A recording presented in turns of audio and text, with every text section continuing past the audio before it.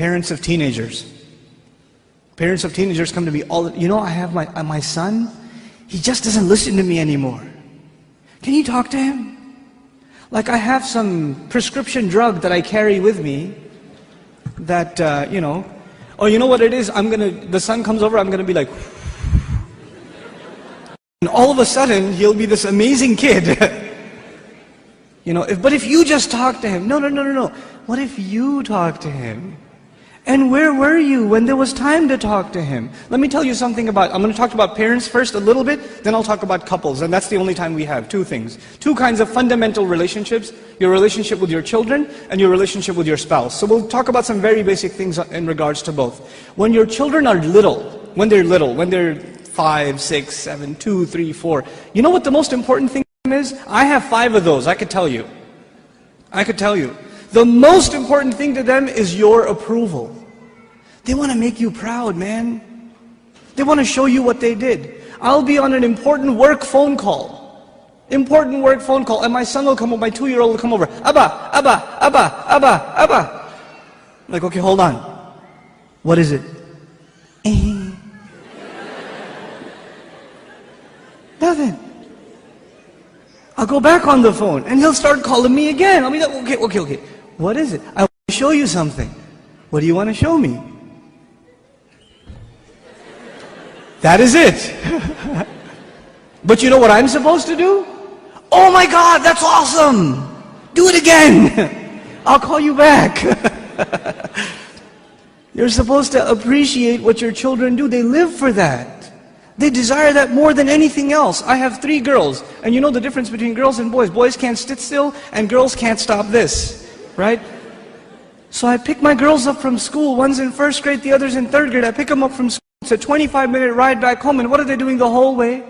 You know what happened today in class? We colored a dinosaur, and we did this and that, and I was coloring it purple, but I decided to put in some green, and they're going on and on and on and on and on. And they cannot help themselves, and they cannot stop, and I have to pay attention and listen.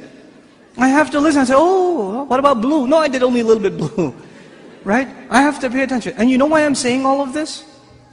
Just one more story on the side, just to wake you up a little. I share this story all the time. My oldest daughter, my eldest, Hosna, when she was younger, she was really into finger painting.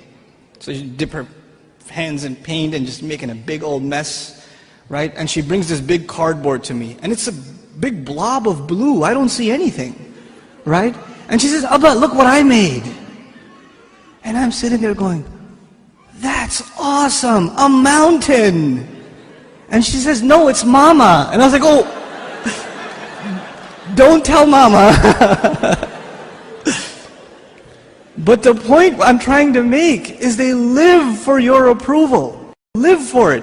But those of you that have children that are teenagers, do they get in the car when you pick them up from school and they can't stop telling you about what happened? Does that happen? Now, you know what happened in school today? My teacher said this and that and the other, and I got an A on my paper. Nope. They're quiet. And you're trying to tell them, how was your day? It was okay. So what'd you do? Something. Where are you going today? Somewhere. They don't talk. Getting them to talk is like an interrogation at a police station. And they're not saying anything to you. And while trying to ask them questions, they're texting their friend, my dad is asking too many questions today. You know, I don't know what's up. Did you tell him something? What I'm trying to get at is very simple. At a younger age, your children crave your attention. And when they get older, you will crave their attention. But if you don't give them attention when they're tiny, when they come to you with their toys and you say, go in your room, I'm watching the news. The game is on, could you take him please? Come on, I had a long day at work. I don't want to deal with this right now. I have friends over, it's embarrassing, go to sleep, go get out of here. When you have this attitude towards your children, like they're an obstacle in your path, your job was at work, when you come home, you're on vacation. No, buddy, your job began when you came home. That's your job. What you did over there is just to fulfill your real job at home. Be a father. I'm talking to the men here. Be a father. Spend time with your children.